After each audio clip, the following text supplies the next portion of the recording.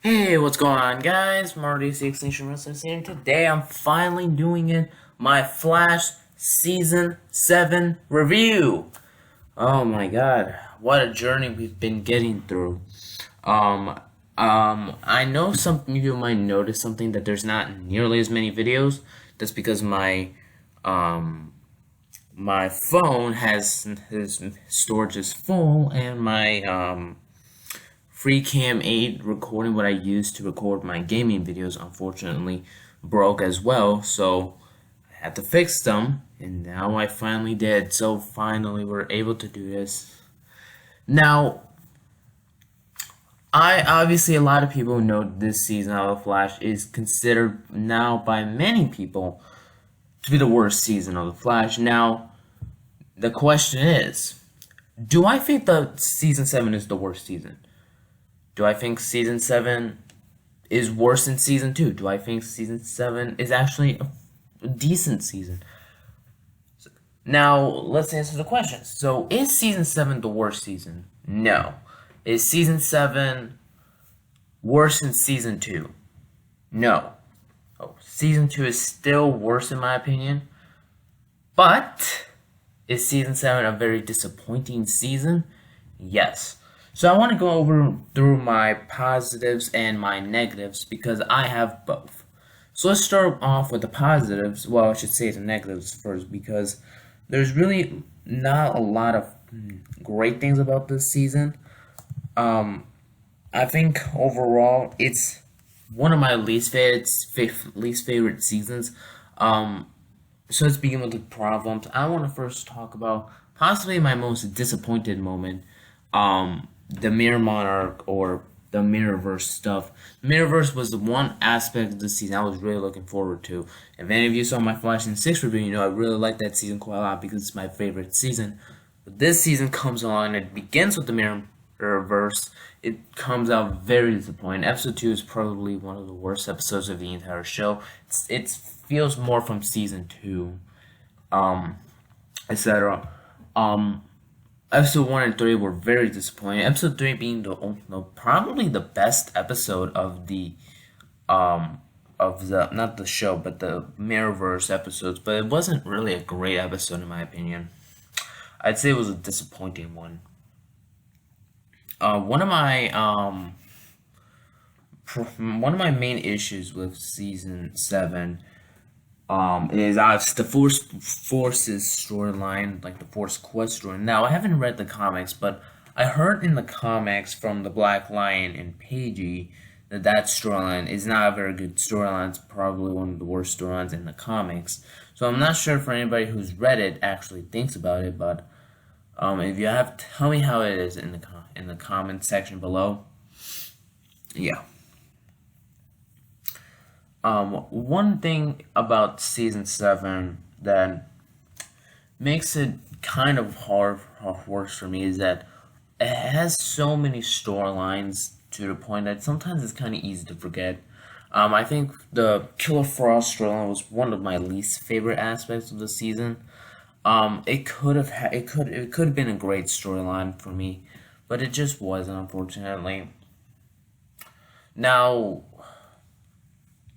one of my other issues was that season 7 also suffers from the same issues that Arrow season 2 suffered, in that it had some more flaws, and it also has one of my biggest problems is that it didn't feel like this was made from the people who typically make the Flash. This felt more like people who make the Tom Holland Spider-Man movies. Like, I'm not a fan of that type of story, and I actually don't like them. And this season just felt more strictly from them, which kind of sucked because one thing I always liked about the Flash seasons 1, 3, 4, 5, and 6 is that they're nothing like the MCU. Some people say, well, they are. No, they're not. The MCU is worse, in my opinion, than the CW shows, because they do random shit, and that is where this season kind of falls for me. season 7 falls from Barry re doing some really dumb decisions, like in episode 2, where he, instead of telling his teammates about, hey, here's a plan that we could do, he instead just lets Caitlyn get hit. I have no idea. Yeah. One of my other issues was that, some of the dialogue, I think we can all agree, was cringy and just weird. I think, I would say, yeah, the family stuff is cringy. Though saying, Batman doesn't kill, or saying, season 3 was too dark, Avatar was 3 in a row, or saying comic book movies should be funny and comedic are much cringier than just saying, than watching a 40-year-old man call a 20-year-old man mom and dad. So, just putting that out there.